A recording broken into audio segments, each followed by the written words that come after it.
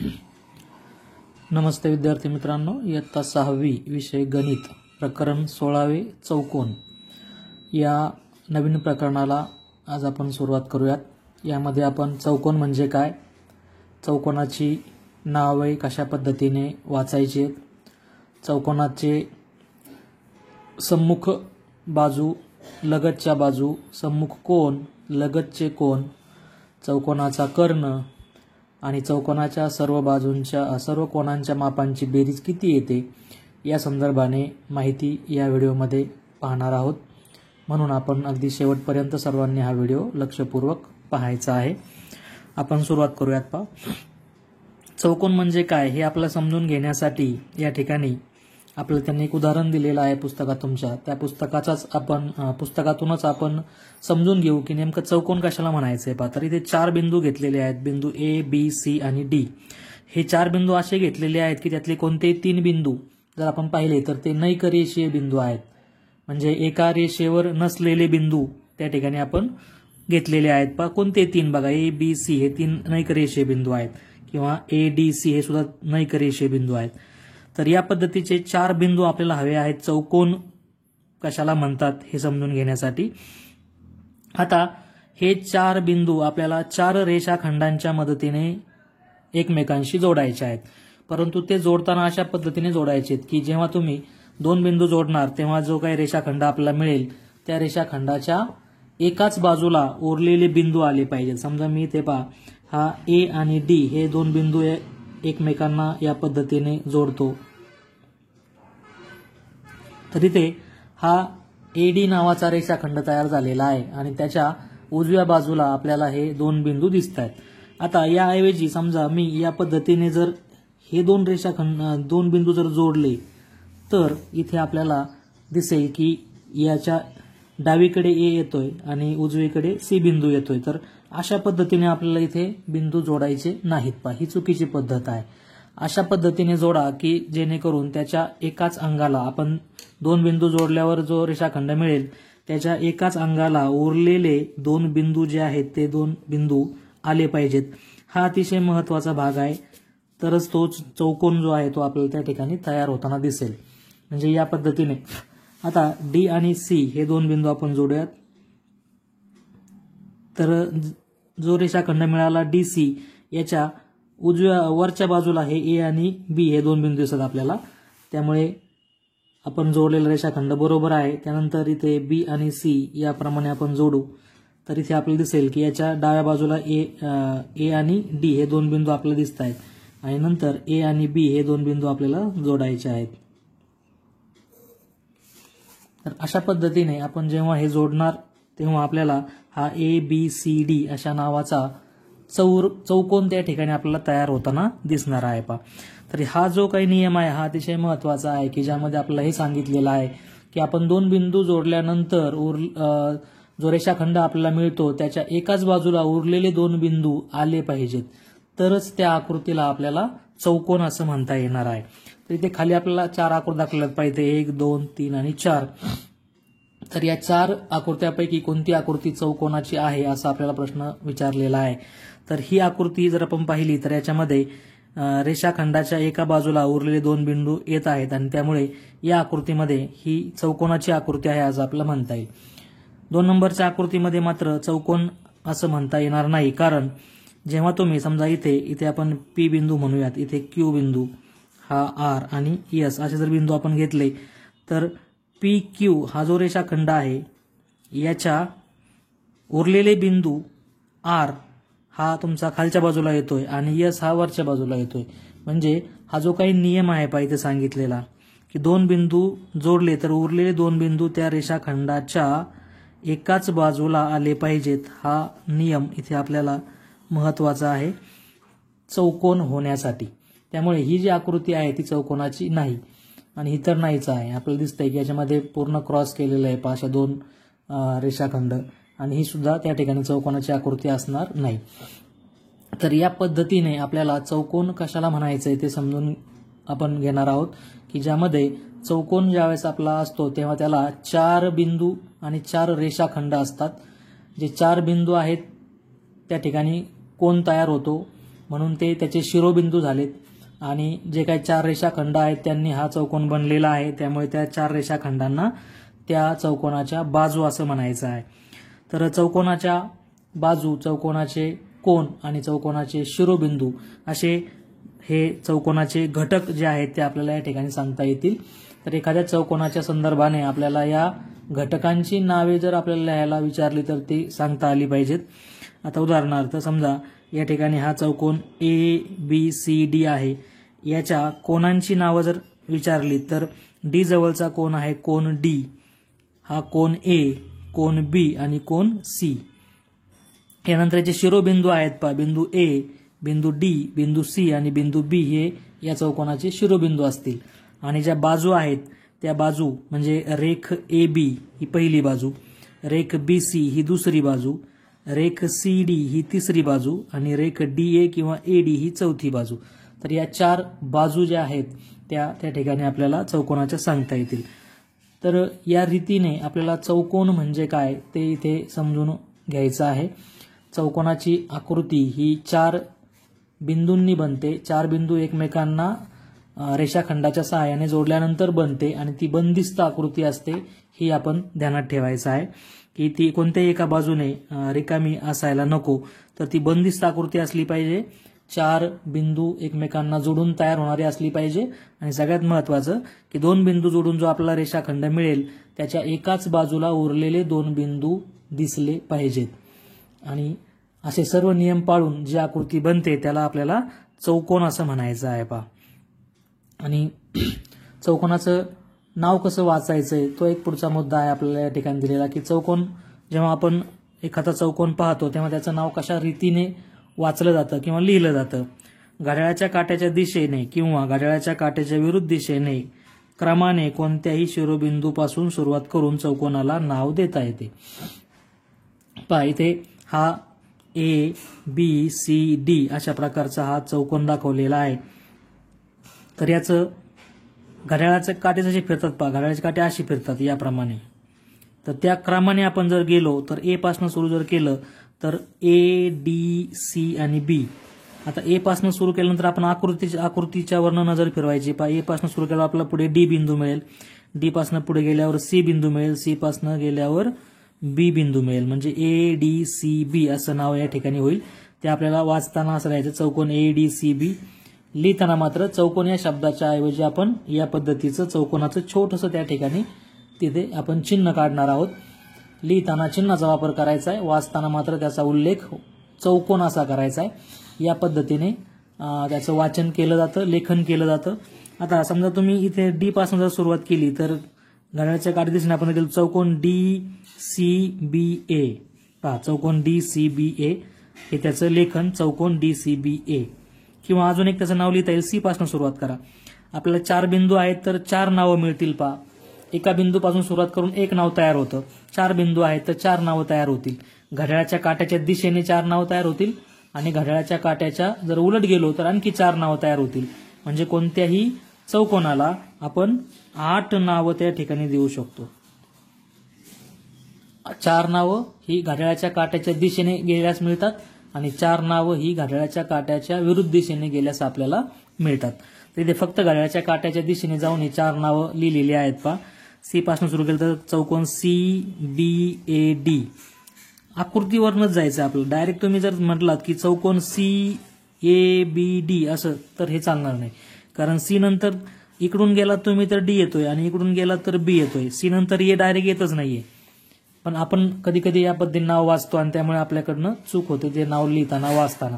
तर आकृतीवरच आपली नजर पुढे पुढे जाऊ द्यायची. आपण C पासून सुरुवात केली तर B, नंतर A आणि नंतर D, म्हणजे चौकोन CBAD. पहा तिसरं नाव आहे CBAD, त्याचं लेखन याप्रमाणे. आणि आता राहिला बिंदू B पासून सुरुवात केल्यावर चौकोन BADC.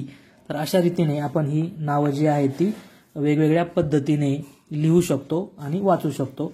जर घड्याळाच्या काट्याच्या उलट्या दिशेने आपण विचार केला तर पहिलं नाव A पासून सुरू केलं असं होईल पहा, ABCD. हे आता उलट झालं असं. या क्रमाने तुम्ही जर गेला तर ते होईल घड्याळाच्या काट्याच्या विरुद्ध दिशेने. चौकोन ABCD असा एक होईल, चौकोन BCDA असा एक होईल, चौकोन CDAB हे एक होईल आणि चौकोन DABC असं एक नाव होईल. म्हणजे हे आणखी 4 नावं याच्याशिवाय हे 4 तर आहेतच. हे 4 घड्याळाच्या काट्या दिशेने जाऊन आपल्याला मिळतात. घड्याळाच्या काट्याच्या विरुद्ध दिशेने आपण जर गेलो तर आपल्याला अशा पद्धतीचे आणखी 4 म्हणजे एकूण 8 नावं आपण कोणत्याही चौकोनाला देऊ शकतो. तर हा अतिशय महत्त्वाचा मुद्दा आहे, तो आपण इथे समजून घ्यायचा आहे. यानंतर पुढचा भाग आहे ज्यामध्ये आपल्याला चौकोनाच्या लगतच्या बाजू, लगतच्या म्हणजे एकमेकांना खेटून असलेल्या. आता इथे चौकोन ABCD दाखवलेला आहे. या चौकोनाच्या ABCD मध्ये बाजू AB व बाजू AD यांचा A हा सामायिक शिरोबिंदू आहे. A पासून सुरू होणाऱ्या 2 बाजू आहेत. A हा बिंदू, हा जो A बिंदू आहे हा कोणकोणत्या बाजूचा येतो, तर ही बाजू AD आणि ही बाजू AB या ज्या 2 बाजू आहेत, 2 रेषाखंड आहेत यांचा हा बिंदू सामायिक आहे. आणि मग अशा पद्धतीने जेव्हा एक शिरोबिंदू सामायिक असतो 2 बाजूंचा, तेव्हा त्या बाजूंना म्हणायचंय एकमेकाच्या लगतच्या बाजू. ज्या 2 बाजूंचा एक शिरोबिंदू सामायिक असेल त्या 2 बाजूंना एकमेकीच्या लगतच्या बाजू असे म्हणतात. म्हणजे बिंदू A जवळ आपल्याला एक जोडी मिळेल तुमची या ठिकाणी या पद्धतीने की याला आपण बाजू AD आणि बाजू AB असं म्हणू शकतो. त्यानंतर B जवळ एक जोडी मिळेल बाजू BA आणि बाजू BC. C जवळ एक जोडी मिळेल बाजू CB आणि बाजू CD. D जवळ एक जोडी मिळेल बाजू DC आणि बाजू DA. अशा पद्धतीने लगतच्या बाजूंच्या आपल्याला 4 जोड्या त्या ठिकाणी मिळणार आहेत. चौकोनाच्या लगतच्या बाजूमध्ये एक सामायिक शिरोबिंदू असतो. हा महत्त्वाचा भाग इथे आपल्याला ध्यानात घ्यायचा आहे. आता इथे आपल्याला शेजारील आकृतीवरून लगतच्या बाजूंच्या जोड्या लिहा असं म्हटलेलं आहे. तर या ज्या जोड्या आहेत इथे याप्रमाणे आपण लिहू शकतो. बिंदू A जवळ AB बाजू AB व बाजू AD.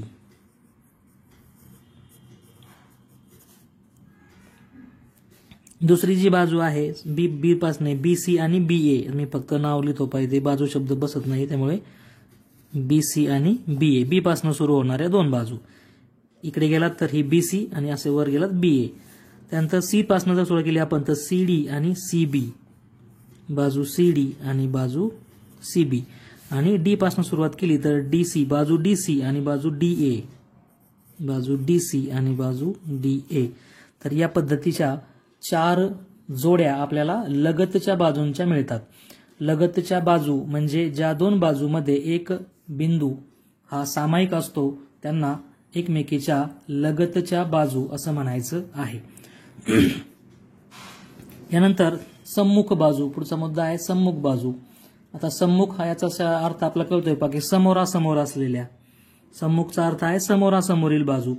तर याप्रमाणे चौकोनामध्ये ज्या 4 रेषाखंड आहेत त्याच्यापैकी कोणते रेषाखंड एकमेकाच्या समोरासमोर दिसतात आपल्याला त्याचा आपण विचार करूयात. जशा घराला भिंती असतात 4 एखाद्या खोलीला, तर समोरासमोरच्या भिंती जशा असतात, समजा एक खोली आहे असं गृहीत धरा, तर यामध्ये ही जी भिंत आहे या भिंतीच्या समोर आपल्याला ही भिंत दिसते. म्हणजे या 2 भिंती किंवा बाजू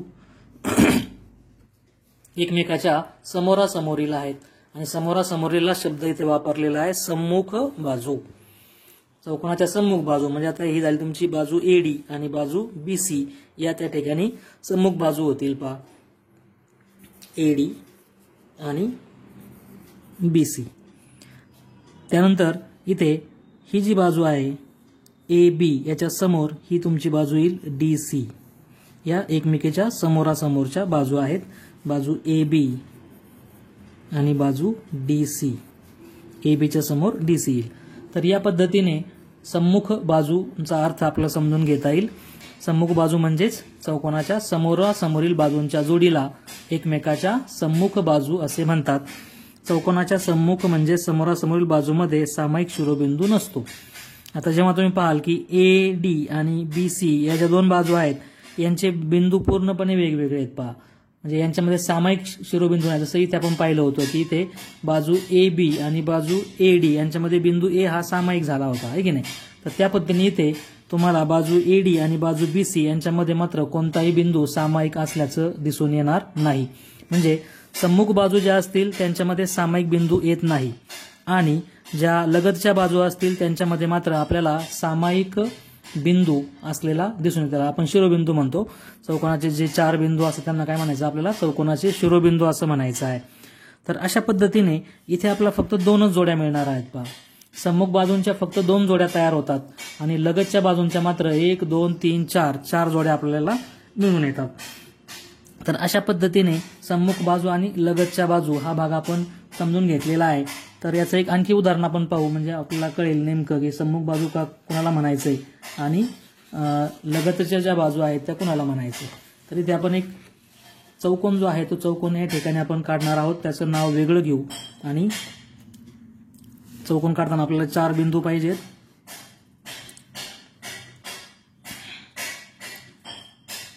या पद्धतीने 4 बिंदू आहेत. हे 4 बिंदू पर एकमेकांना आपण जोडले. हे 2 बिंदू जोडले तर उरलेले 2 बिंदू त्याच्या वरती आलेले आहेत. त्यानंतर हे 2 बिंदू जोडले तर उरलेले 2 बिंदू त्याच्या उजवीकडे आलेले आहेत. हे 2 बिंदू जोडले तर उरलेले बिंदू त्याच्या डावीकडे आलेले आहेत आणि हे 2 बिंदू जोडले तर म्हणजे हा या पद्धतीने आपल्याला चौकोन तयार झालेला दिसेल. 4 बिंदू घेऊन ते परस्परांना जोडलेले आहेत. आता या ठिकाणी आपण याला नाव देऊ. वेगळी नाव घेऊ. R S T आणि W. तर हा जो चौकोन आहे हा चौकोन RSTW या पद्धतीने आपल्याला याचं नाव लिहिता येईल. पहा, हे जर आपलं नाव लिहायचं असेल तर चौकोन RSTW पहा याप्रमाणे. किंवा हे जर तुम्ही असं उलट वाचलं इकडून घालायला दिसेल तर चौकोन RWTS असं पण नाव याचं तुम्हाला वाचता येईल. R पासून सुरू केल्यावर 2 नावं मिळतील. एक इकडून गेल्यानंतर उलट्या दिशेने गेल्यावर आणि एक सोयीच्या दिशेने गेल्यावर अशी 2 नावं आपल्याला या ठिकाणी मिळतील. तर दोन्ही नावं इथे आपण R बिंदूपासून सुरू होणारी इथं लिहिलेली आहेत. RSTW किंवा RWTS. तर हे जे चौकोन आहेत पहा यामध्ये आपण सुरुवातीला त्याच्या लगतच्या ज्या बाजू आहेत त्या लगतच्या बाजूंच्या जोड्या लिहूयात. लगतच्या बाजूंच्या जोड्या. तर लगतच्या बाजू म्हणजे ज्या 2 बाजूंच्या मध्ये एक बिंदू हा सामायिक बिंदू असेल त्याला आपण म्हणणार आहोत लगतच्या बाजू. तर समजा इथे आपण हा T बिंदू घेतला तर T पासनं सुरू होणाऱ्या 2 बाजू म्हणजे TW आणि TS याला तुम्ही बाजू म्हणू शकता किंवा त्याला तुम्ही रेख पण म्हणू शकता. बाजू TS व बाजू TW. याच्यात T हा बिंदू सामायिक आहे. त्यानंतर दुसरी जोडी घेऊ आपण W जवळची. तर WT बाजू WT आणि बाजू WR. बाजू WT व बाजू WR. त्यानंतर तिसरी जोडी आपल्याला घेता येईल R जवळची. R जवळ 2 बाजू एकत्र आलेल्या आहेत. 2 रेषाखंड एकत्र आलेले आहेत. हा RW बाजू RW व बाजू RS. बाजू RS. अशा पद्धतीने ही तिसरी जोडी. आणि चौथी जोडी आपल्याला लिहिता येईल S बिंदू जवळ. S हा बिंदू सामायिक असलेली SR ही एक बाजू आणि ST ही दुसरी बाजू. बाजू SR व बाजू ST. अशा रीतीने आपल्याला इथे हा पहिला जो आपण भाग पाहिला होता की लगतच्या बाजू कशाला म्हणायचा आहे तर लगतच्या बाजू आपल्याला या पद्धतीने लिहिता येतील. यानंतर हा जो चौकोन आहे याच्यामध्ये आपल्याला जर सम्मुख बाजूंच्या जोड्या जर विचारल्या तर त्या कशा लिहिणार. सम्मुख बाजूंच्या जोड्या.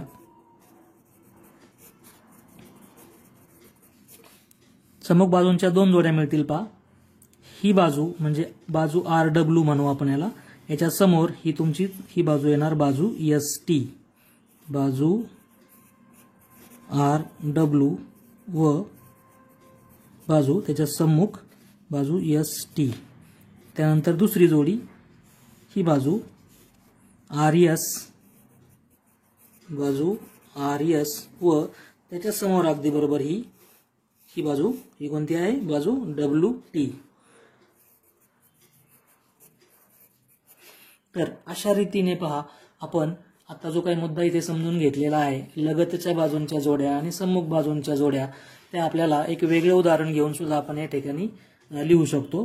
तर आपण हे एक एक्स्ट्रा उदाहरण या ठिकाणी घेतलेलं आहे. पुस्तकात तर आपण उदाहरण समजून घेतलंच, परंतु हे एक्स्ट्रा उदाहरण यासाठी की नावं चौकोनाची बदलली तर आपल्याला त्या ठिकाणी असणाऱ्या लगतच्या बाजूंच्या जोड्या लिहिता आल्या पाहिजेत, त्याचप्रमाणे सम्मुख बाजूंच्या जोड्या सुद्धा लिहिता आल्या पाहिजेत. एकदम साधी संकल्पना आहे, फारसं कठीण भाग नाही, त्यामुळे आपण लक्षपूर्वक हा भाग जो आहे तो समजून घ्यायचा आहे. आता यानंतर पुढचा जो काही मुद्दा आहे पाजामध्ये, चौकोनाचे लगतचे कोन आणि चौकोनाचे सम्मुख कोन, हा एक पुढचा मुद्दा यामध्ये आपण समजून घेऊयात. चौकोनाचे लगतचे कोन कशाला म्हणायचं आहे, तर इथे त्याची व्याख्या दिली आहे पहा. चौकोनाच्या ज्या दोन कोनामध्ये एक बाजू सामायिक असते त्या कोनांना चौकोनाचे लगतचे कोन म्हणतात.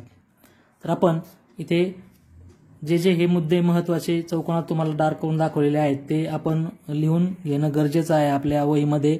आपल्या वहीमध्ये ते नोट स्वरूपात जर असतील तर त्याचा आपल्याला अभ्यास करताना निश्चित उपयोग होणार आहे. त्यामुळे पुस्तकात हे जे काही महत्त्वाचे पॉईंट्स दाखवलेले आहेत, वेगळ्या रंगाने छापून दाखवलेले, तर ते आपण आपल्या वहीमध्ये छान अक्षरामध्ये लिहून ठेवणं गरजेचं आहे. आता दोन कोनामध्ये एक बाजू सामायिक, दोन कोन असे की ज्याच्यामध्ये एक बाजू सामायिक असली पाहिजे. म्हणजे उदाहरणार्थ आता हा यामध्ये चौकोन हा तुमचा, इकडं आपण जर नाव वाचलं तर हा चौकोन DGFE असं होईल, किंवा जर इकडं नाव वाचलं असं तर चौकोन DEFG असं होईल. दोन्ही नावं बरोबर आहेत. तिथे पहा हे नाव दाखवलं आपल्याला चौकोन DEFG, म्हणजे असं नाव वाचलेलं आहे DEFG. तर यामध्ये आपण कोन म्हणजे कोपरा, तर कोणकोणते कोन आहेत की ज्याचे दोन कोन असे की ज्याच्यामध्ये एक बाजू तुमची सामायिक असेल, सारखी असेल. उदाहरणार्थ हा इथला जो कोन आहे पहा, हा इथला कोन म्हणजे कोन E, याचं एक अक्षर नाव होईल कोन E, आणि तीन अक्षर नाव काय होईल याचं, कोन AEF, कोन DEF. तर हा कोन DEF जो आहे, या DEF मध्ये आपल्याला दुसरा कोन असा घ्यायचा आहे की ज्यामध्ये एक भुजा तुमची सामायिक आली पाहिजे. तर इथला कोन जर आपण घेतला पहा तर याचं नाव होईल तुमचं कोन GFE किंवा कोन EFG. तर ही जी दोन नावं आहेत यामध्ये ही भुजा म्हणजे तुमची E पासून F पर्यंतची भुजा, ही बाजू, ही दोन्ही कोनांच्या मध्ये सामायिक आहे. म्हणजे इथला कोपरा आणि इथला कोपरा, हा कोन आणि हा कोन, यांच्यामध्ये EF बाजू सामायिक दिसते. मग अशा पद्धतीने जेव्हा एक भुजा आपण पाहतो चौकोनाची, तेव्हा तिच्या दोन्ही टोकांना जे दोन कोन दिसतात आपल्याला त्यांना आपण म्हणणार आहोत लगतचे कोन. चौकोनाच्या एका बाजूच्या दोन्ही टोकांना असणाऱ्या कोनाच्या जोडीला आपण म्हणणार आहोत चौकोनाचे लगतचे कोन. एकदम सोपं आहे. म्हणजे आता चार बाजू आहेत, तर EFच्या दोन्ही टोकांच्या जोडी लावली आपण तर हा तुमचा होईल, ही जोडी होईल लगतच्या कोनांची पहिली जोडी. जर दुसरी बाजू घेतली तर त्या ठिकाणी तुम्हाला दुसरी जोडी मिळेल. याच्या दोन्ही टोकांना असलेली कोणत्याही जोडी लावायची. त्यानंतर ही बाजू बघा, याच्या दोन्ही टोकांना, इकडच्या टोकाला आहे कोन D आणि इकडच्या टोकाला आहे कोन G. एक अक्षरी नाव आपण या ठिकाणी त्याचं जरी लिहिलं तरी चालेल. कोन जो असतो त्याचं दोन प्रकार नाव लिहिता येतं, एक अक्षरी आणि तीन अक्षरी. तर इथे या पद्धतीने आपण कोनांची नावं जी आहेत लिहिणार आहोत की ज्यामध्ये जे तुमच्या चौकोनाचे लगतचे कोन असतील. तर ही पहिली जोडी जी आहे इथे आपण लिहिलेली आहे कोन DEF, म्हणजे E जवळचा कोन बरं का, E जवळचा कोन, त्याचं मध्यभागी त्याचा शिरोबिंदू येतो. कोन DEF म्हणजे E जवळचा कोन, आणि कोन EFG म्हणजे F जवळचा कोन, कोन EFG. आता आपण 2 नंबरची त्या ठिकाणी जोडी लिहूयात पहा. समजा हा पुढचा घेऊ आपण, इथला आणि इथला. तर EFG, कोन EFG म्हणजे F जवळचा कोन आणि G जवळचा कोन. जेव्हा तुम्ही या बाजूचा विचार कराल, ही बाजू सामायिक आहे असं पाहाल, तेव्हा हा आणि हा हे दोन कोन एकमेकाचे लगतचे कोन होतील. तर FGD, कोन FGD यांच्यामध्ये कोणती बाजू सामायिक आहे, तर FG ही बाजू सामायिक आहे. पहा इथे पण FGचं नाव येतंय आणि इथे सुद्धा FGचं नाव येतंय. त्यानंतर पुढची जोडी आपण पाहू की ज्यामध्ये आता ही बाजू सामायिक घेऊ आपण. इथला जो कोन आहे तो आहे FGD, कोन FGD, आणि इथला जो कोन आहे त्याचं नाव होईल GDE, कोन GDE. पहा यामध्ये GD ही बाजू सामायिक आहे, इथे पण GDचं नाव येत आहे आणि इथे सुद्धा GDचं नाव येत आहे. आणि चौथी जोडी ही जी बाजू आहे या बाजूच्या दोन्ही टोकांचे दोन कोन, म्हणजे इथला हा कोन D आणि इथला हा कोन E. तर GDE, कोन GDE आणि कोन DEF, कोन DEF अशा पद्धतीचे हे कोन आपल्याला सांगता येतील की ज्यांना आपल्याला लगतचे कोन असं म्हणता येतील. पहा लगतच्या कोनांच्या जोड्या आपण अशा पद्धतीने लिहू शकतो. 4 जोड्या मिळतात. हे पहा लगतच्या बाजूंच्या जोड्या पण आपल्याला 4 मिळतात आणि लगतच्या कोनांच्या जोड्या सुद्धा आपल्याला 4च मिळतात. त्याप्रमाणे सम्मुख बाजूंच्या 2 जोड्या मिळतात, अशा सम्मुख कोनांच्या सुद्धा आपल्याला 2 जोड्या त्या ठिकाणी मिळणार आहेत. पुढचा मुद्दा आहे सम्मुख म्हणजे समोरासमोरचे कोन. चौकोनाच्या ज्या 2 कोनामध्ये एकही बाजू सामायिक नसते त्या कोनांना चौकोनाचे सम्मुख म्हणजे समोरासमोरचे कोन म्हणतात. एकही बाजू सामायिक नसते असे कोन म्हणजे सम्मुख कोन. तर इथे आपण जी आकृती पाहिली पाहता या आकृतीमध्ये जर विचार केला तर कोणते कोन सम्मुख असतील तर हा जो कोपरा आहे याच्या समोर अगदी हे जे 2 कोन आहेत यांची जर जोडी लावली आपण तर हे काय झाले, सम्मुख कोन झाले. म्हणजे कोन D किंवा GDE म्हणा वाटलंच तर, आणि कोन F किंवा कोन GFE असं म्हणा. तर हे 2 कोन एकमेकाचे सम्मुख कोन आहेत. त्याच पद्धतीने या 2 कोनांची आपण जर जोडी लावली तर हे सुद्धा एकमेकाचे सम्मुख कोन आहेत. म्हणजे जसे मी बाण दाखवलेत पहा त्या पद्धतीने जोड्या लावल्यास आपल्याला सम्मुख कोनांची जोडी तिथे मिळणार आहे. तर इथे आपल्याला त्यांनी विचारलेलं आहे की कोन EFGचा सम्मुख कोन टिंबटिंब, EFGचा सम्मुख कोन, EFGचा सम्मुख कोन कोणता असेल, EFG म्हणजे हा इथला कोन आहे त्याचा सम्मुख कोन असेल GDE, कोन GDE हा असणार आहे. म्हणजे इथे आपल्याला कोन GDE असं आन्सर लिहावं लागेल, त्याचं उत्तर लिहावं लागेल. कोन EFGचा सम्मुख कोन कोन GDE. कोन FGDचा सम्मुख कोन दुसरं विचारलंय, कोन FGDचा सम्मुख कोन. तर FGD कुठे पहा, FGD म्हणजे हा इथला कोन आहे. तर याचा सम्मुख कोन कोणता असेल, याच्या समोरचा असेल कोन DEF. तर हा त्याचं उत्तर आपल्याला याप्रमाणे लिहिता येईल इथे कोन DEF. अशा पद्धतीने इथे आपण सम्मुख कोन जे आहेत ते समजून घेऊ शकतो.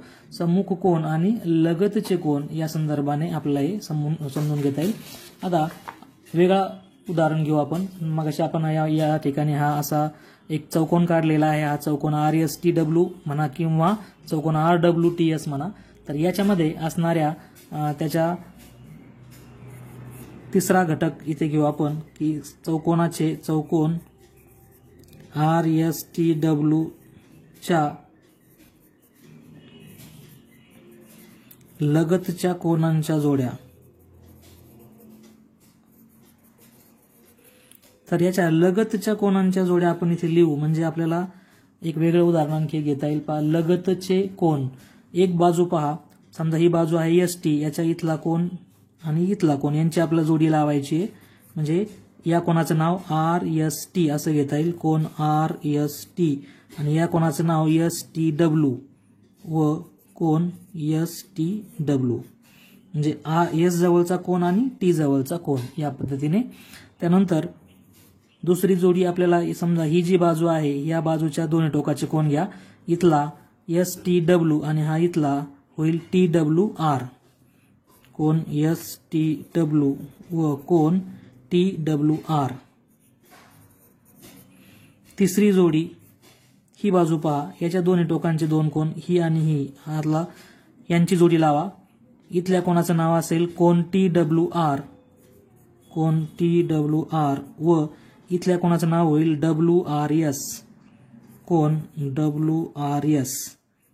चौथी जोडी ही बाजू, याच्या वरच्या बाजूला असलेला R जवळचा कोन आणि S जवळचा कोन. तर R जवळच्या कोणाचं नाव होईल WRS, कोन WRS व कोन S जवळचं नाव होईल RST. तर अशा पद्धतीने या 4 तुम्हाला लगतच्या कोनांच्या जोड्या लिहिता येतील आणि सम्मुख कोनांच्या जोड्या चौकोन RSTW मधील सम्मुख कोनांच्या जोड्या